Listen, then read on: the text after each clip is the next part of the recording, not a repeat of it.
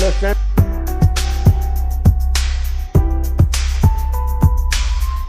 अब हम लोग आ चुके हैं बर्नौली प्रिंसिपल को सॉल्व करने के लिए, इसको डिराइव करने के लिए। और according to the principle, Bernoulli principle states that the sum of pressure energy, kinetic energy, and the potential energy per unit volume of an incompressible non-viscous fluid in a streamlined irrotational flow remains constant along the streamline। तो ये streamline flow क्या होता है कि streamline में आपको कोई भी जो फ्लो होती है वो दूसरे को इंटरसेक्ट नहीं करती, क्योंकि इंटरसेक्ट करेंगे तो एक पॉइंट पे दो टेंजेंट होगा, जो कि पॉसिबल नहीं है। तो लेमिनार फ्लो के लिए आपको मैं अलग वीडियो बनाऊंगा। अभी आप बस ये जानो कि जो हमारा बर्नौली है वो स्ट्रीमलाइन फ्लो के लिए ही और आइडियल फ्लूइड के लिए ही जो है अप्लीकेबल होता है। ये इसका लिमिटेशन है कि Bernoulli only applicable for ideal fluid और ideal fluid always be streamline fluid. ये हर टर्म का एक मीनिंग है, उसके लिए हम लोग सेपरेट वीडियो आपके लिए बनाएंगे। अभी तो हम लोग बर्नौली को प्रूव करते हैं, चलते हैं आगे। ओके, तो ये आप लिख लेंगे। बर्नौली का मैथमेटिकल इक्वेशन है, आपको मैं दिखाता हूँ। यह है हमारा प्रेशर। प्रेशर के टर्म में ये सारे लिखे हुए हैं। अब देखो बेटा, दिस इज योर प्रेशर।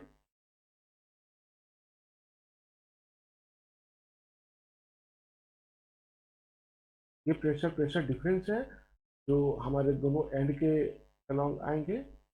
तो चलो मैं एक बार करूँगा तो आपको समझ में आएगा, फिर हम लोग इसको एक एक करके आपके लिए दिखाएंगे। सबसे पहले हम लोग बनाएंगे डायग्राम। डायग्राम में you need to make two section. तो एक आप, मैं बोलूँगा ऐसे डायग्राम बनाओ, ज़्यादा बेटर होगा। अलग अलग एलिवेशन और अलग अलग हमने सेक्शन में अलग अलग डायग्राम बनाया आपके लिए।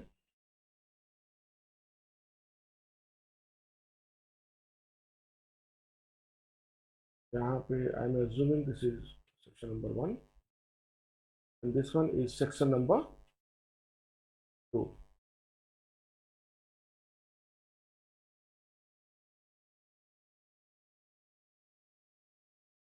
यहाँ पे assume that pressure is your P1, here assume that pressure is P2 outside, here your velocity is V1, here your velocity is V2।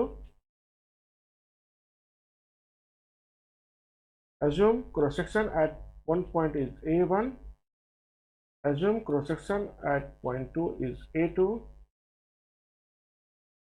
and the fluid flow inside it is in lamina, I mean ideal fluid, and assume that rho is the density of fluid। आपको statement भी लिखना पड़ेगा यहाँ पे, consider. और यहाँ पे आप क्या करेंगे, एक रेफरेंस लाइन ले लेंगे। This is your reference line जहाँ से हम लोग कैलकुलेशन करेंगे।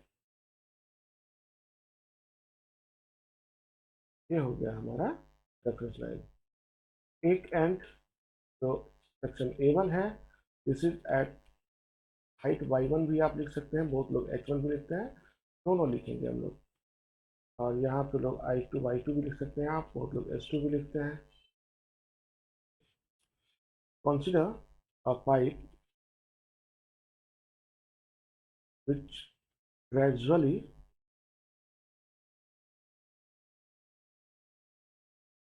widen from point या सेक्शन कुछ लिखिए, point 1 to point 2 as shown in figure।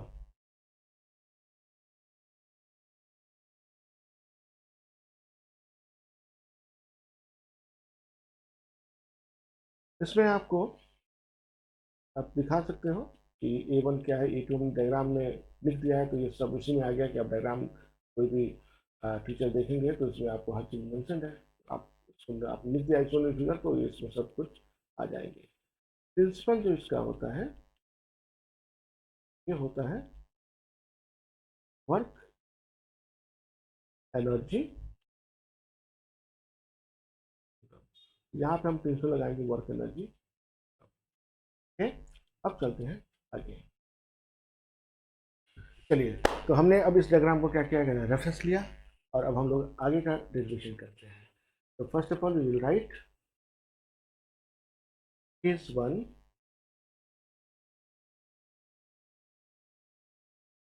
Work done by pressure P1।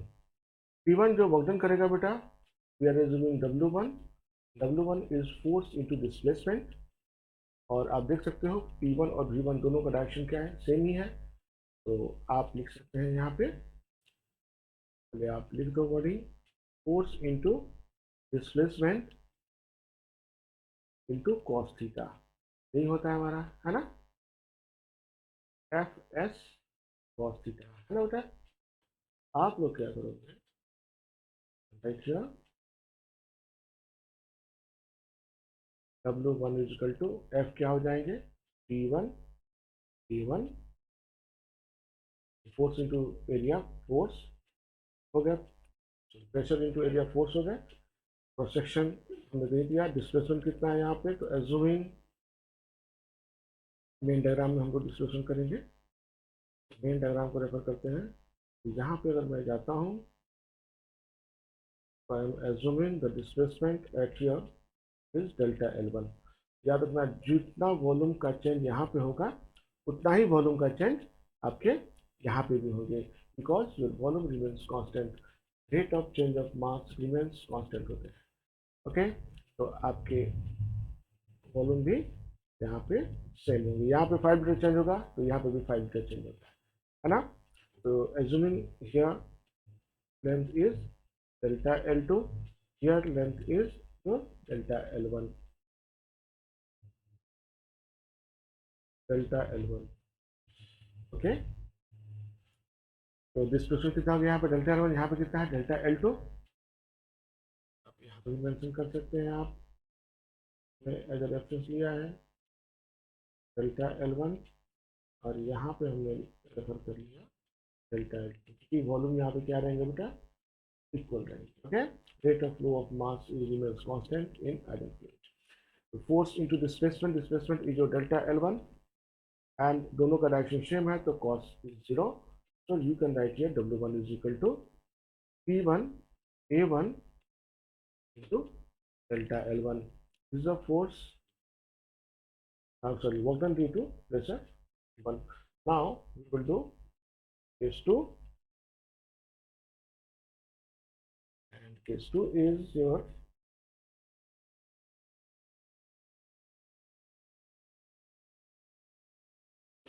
work done due to work done by pressure P2। तो यहाँ पे आप लिखेंगे W2, और इस यहाँ पे फोर्स क्या जाएंगे, P2 is your force, and delta L2 is your displacement, and cos 0। तो यहाँ पे क्या है, उल्टा है, दोनों मूवमेंट और आपका प्रेशर दोनों उल्टा है, तो यहाँ पे लिखेंगे आप cos 180, आपके हो जाएंगे W2 is equal to minus P2 delta L2। This is your equation number 2। अब चलते हैं केस नंबर 3 में, जो वक्त निकालेंगे। ये है case number 3, work done by gravity. अब देखिए, ये बहुत कंसेप्चुअल है आपका, बाय ग्रेविटी। इसमें आपको देखो, यहाँ का मास यहाँ पे जा रहा है, तो this mass is going up by S2 minus H1. Okay, so here you should be right. Assume that the mass of fluid is a small m, which one is changing in here in time t, and same mass will be changed at here also in time t। volume से है, density same है, तो mass भी क्या होगा, same होगा, एक ही fluid है। आप बोल रहे हो कि यहाँ पे जो वॉल्यूम चेंज होगा वही वॉल्यूम यहाँ पे चेंज होगा, तो मास भी क्या होगा, दोनों पोजीशन पे 100% सेम होंगे। ओके, तो आप लिख सकते हैं यहाँ पे वर्क डन अगेंस्ट ग्रेविटी या work done by gravity W3, मास हम एज्यूम कर रहे हैं mg, और हाइट हमने कितना चला, h2 minus h1 your height, क्योंकि यहाँ का लाइन है S2, यहाँ का लाइन है H1, तो नेट क्या आएंगे S2 माइनस H1। तो आप यहाँ पे ज़्यादा लिख भी सकते हैं आपके S2 माइनस H1। अब देखो फोर्स कहाँ लग रहा है, नीचे, और फ्लूइड कहाँ मूव कर रहा है, ऊपर, तो ये क्या हो जाएंगे mg H2 minus H1,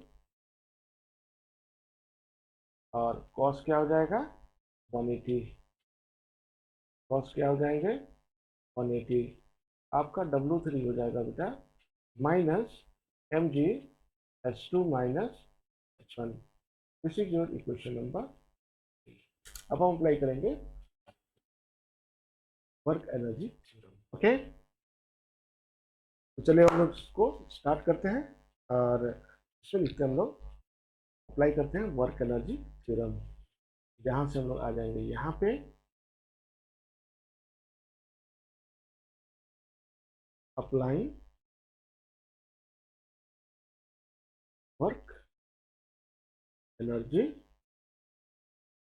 theorem. Work energy theorem क्या होता है, work done is equal to change in kinetic energy. तो वर्क डन हमारा क्या क्या है, W1 plus W2 plus W3, and change in kinetic energy क्या हो जाएंगे, here velocity is V1, here velocity is V2, final माने नीचे लेंगे। आप लिख सकते हो बेटा half m V2 square minus half m V1 square. Okay, अब आप एक एक करके फटाफट जो है लिखेंगे। W1, W1 क्या है हमारा, आप देख के लिख सकते हो यहाँ से P1 A1 delta L1, W2 is negative minus P2 A2 delta L2, और W3 क्या है, वो भी नेगेटिव है, तो ये होंगे minus mg H2 minus H1 is equal to half m V2 square minus half m V1 square. अब आप क्या करेंगे बेटा, यहाँ पे एक एक चीज फिर से लिख लीजिए ढंग से। P1 A1 delta L1 minus P2 A2 delta L2 minus mgh2 and minus plus mgh1 is equal to half m V2 square minus half m V1 square. Now assume this equation is star. ये equation और ये हमारी equation हमने star assume कर लिया, and now from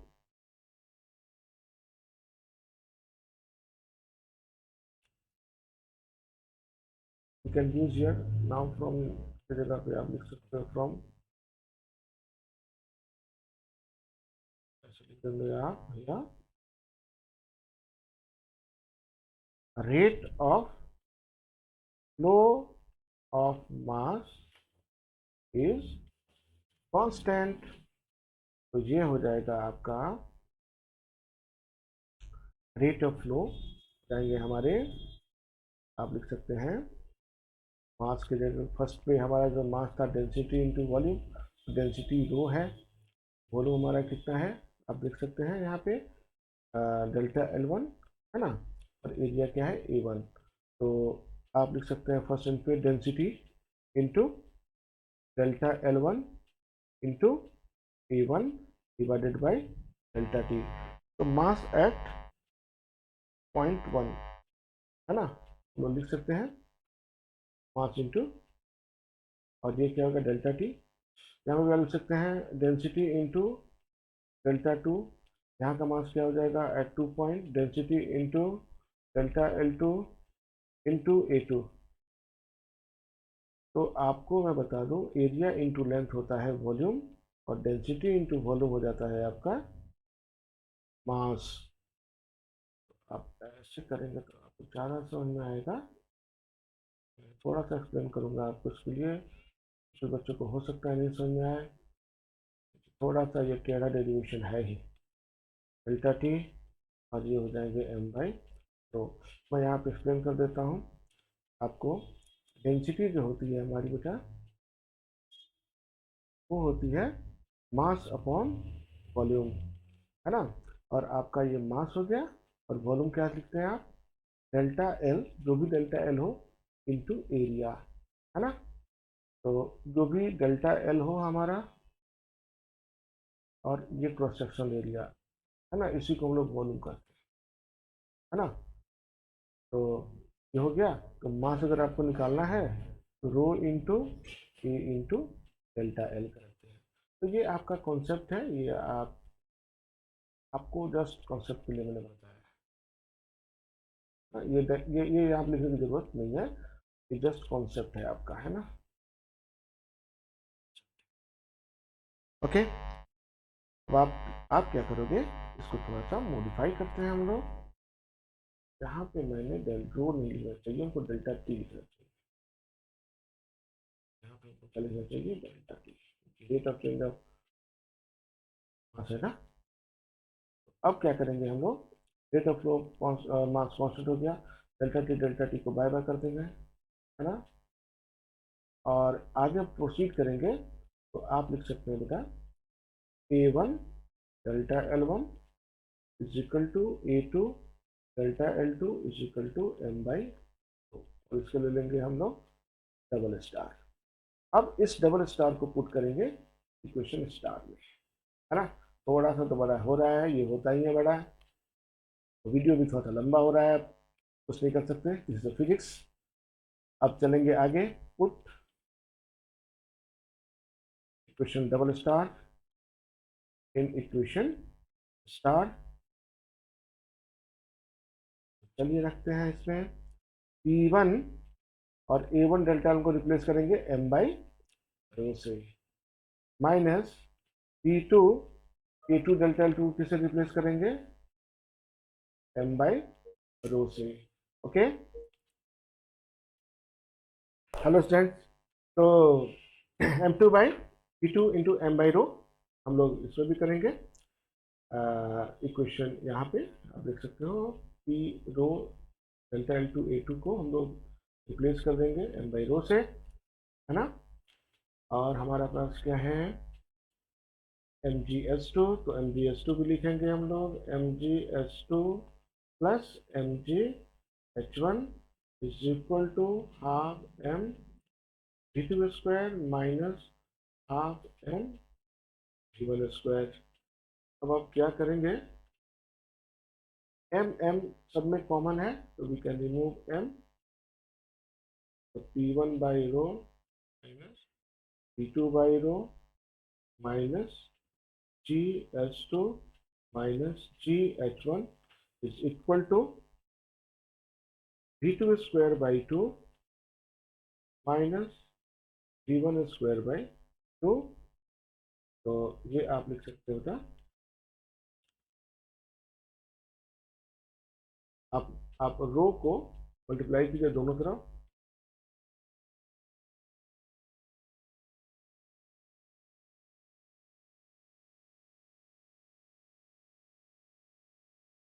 row both side. तो आप लिख सकते हैं P1 minus P2 minus rho GH2 minus rho GH1 is equal to rho V2 square by 2 minus rho V1 square by 2। अब सारे वन को एक साइड, टू को एक साइड करेंगे, P1 माइनस P2, नहीं वन को एक साइड करना है, टू को एक साइड करना है, तो क्या करेंगे, P1 यहाँ पे हमारा प्लस था, प्लस है, ये प्लस है, यहाँ पे हम लिख सकते हैं plus rho V1 square by 2 plus rho GH1 is equal to P2 plus rho V2 square by 2 plus rho G H two. तो हमारा बर्नौली हो गया अब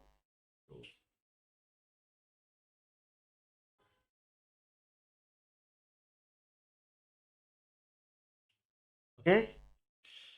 आप इसको ऐसे भी लिख सकते हैं P plus rho V square by two plus rho G H is equal to constant. Okay, इसको आप एनर्जी के टर्म में भी लिख सकते हैं, मैं आपको भी लिख के बताऊंगा। ओके, तो स्टूडेंट्स अब आप नोट्स डालेंगे in the terms of energy. Okay, लिखते हैं हम लोग in the terms of energy.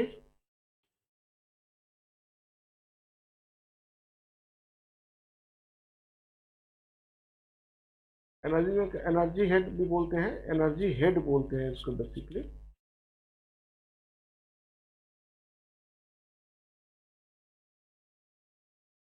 Energy head. Okay, तो आप जनरल क्या लिखते हो, P plus rho V square by two plus rho G H is equal to constant.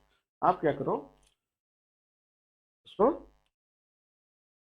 है ना, आप इसको रो जी से डिवाइड कर दो।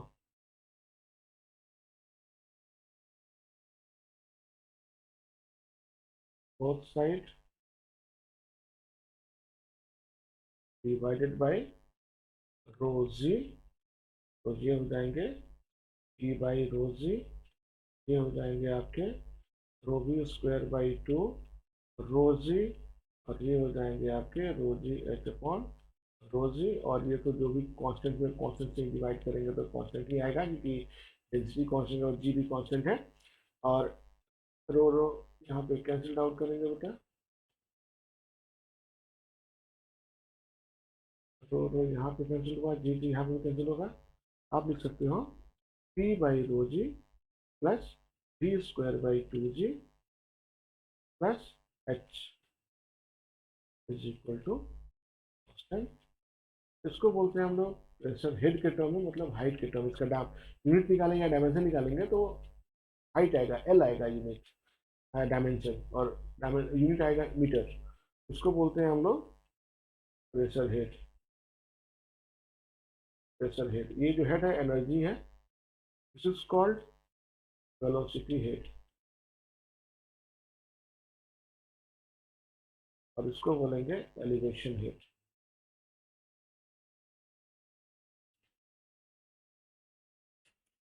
तो ये नोट है, ये आपको इसका पार्ट नहीं है, याद रखेंगे डेरिवेशन का। डेरिवेशन ऑलरेडी हमने आपको करके दिखा दिया है ना। तो अब आप इस वीडियो को सब्सक्राइब कीजिए और लाइक कीजिए, ओके, जिससे हम लोग यूट्यूब हम लोग को क्या करें, प्रमोट करें। ओके।